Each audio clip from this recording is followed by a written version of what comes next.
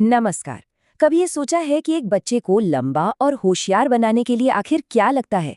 आज हम इसी विज्ञान की गहराई में उतरने वाले हैं। हम पता लगाएंगे कि एक बढ़ते हुए शरीर और दिमाग को बनाने में असल में क्या चीजें लगती हैं। तो चलिए सीधा उस सदियों पुराने सवाल पर आते हैं जिसने वैज्ञानिकों को हमेशा परेशान किया है। ये नेचर है या नर्चर, यानी हमारी प्रकृति या हमारा पोषण। इस सवाल का जवाब ढूंढने के लिए हम एक बहुत ही दिलचस्प नई स्टडी पर नजर डालेंगे। तो इस पहेली को समझने के लिए फ्रांसिस गैल्टन का जो क्लासिक फ्रेमवर्क है ना, नेचर वर्सेस नर्चर, उसी से शुरुआत करते हैं। ये एक बेहतरीन तरीका है ये समझने का कि किसी बच्चे की ग्रोथ के पीछे आखिर कौन सी ताकतें काम कर रही हैं। और मजे की बात यह है कि आज का साइंस इसे कोई लड़ाई नहीं मानता, बल्कि ये एक पार्टनरशिप है। ऐसे सोचिए कि जेनेटिक्स तो हो गया एक ब्लूप्रिंट, और न्यूट्रिशन यानी हमारा खान-पान वो कच्चा माल है जिससे वो ब्लूप्रिंट हकीकत बनता है। दोनों एक दूसरे से बहुत गहरे से जुड़े हुए हैं। तो ठीक है, चलिए सबसे पहले बात करते हैं नेचर वाले हिस्से की। मतलब वो हिस्सा जो हमारे कंट्रोल में नहीं है, हमारा जेनेटिक ब्लूप्रिंट। आपको पता है, स्टडीज का अनुमान है कि किसी बच्चे की हाइट में जो फर्क होता है उसका करीब करीब 3/4 हिस्सा पहले से ही तय होता है। हाँ, लगभग 75%। ये बहुत बड़ा हिस्सा है जो हमारी जेनेटिक पोटेंशियल है। इसे कुछ खास ग्रोथ हार्मोन, जिसे GH या IGF-1 एक्सिस कहते हैं, कंट्रोल करते हैं। मतलब ये वो मैक्सिमम हाइट है जहां तक कोई बच्चा पहुंच सकता है। तो अब आते हैं कहानी के दूसरे हिस्से पर, नर्चर पर, यानी वो हिस्सा जिस पर हम असर डाल सकते हैं। और यहीं पर न्यूट्रिशन का रोल सबसे बड़ा हो जाता है।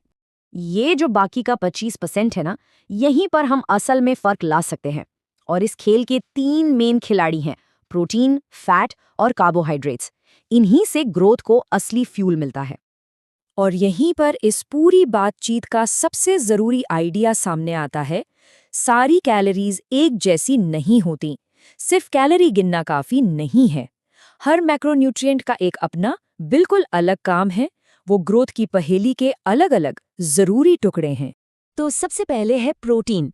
ये है शरीर का बिल्डर। इसका काम है अमीनो एसिड देना। मतलब वो बिल्डिंग ब्लॉक्स जिनसे कद, मसल्स और बाकी टिश्यूज बनते हैं। इसके बिना बच्चे की लंबाई बढ़ना मुमकिन ही नहीं है। फिर आता है फैट, जिसे हम डेवलपर कह सकते हैं। फैटी एसिड्स दिमाग और नर्वस सिस्टम की ग्रोथ के लिए बहुत जरूरी हैं। ये एक अलग तरह की ग्रोथ है, शरीर के कमांड सेंटर को बनाना। और आखिर में आते हैं कार्बोहाइड्रेट्स। ये है हमारे शरीर का फ्यूल। ये रोजमर्रा के कामकाज के लिए फौरन एनर्जी देते हैं। लेकिन प्रोटीन और फैट की तरह ये ग्रोथ के लिए कोई खास बिल्डिंग मटेरियल नहीं देते। तो कुल मिलाकर बात यह है, प्रोटीन बनाता है, फैट डेवलप करता है और कार्बोहाइड्रेट्स एनर्जी देते हैं। 3 बिल्कुल अलग अलग काम, और तीनों ही बच्चे की बेहतरीन ग्रोथ के लिए बेहद जरूरी हैं।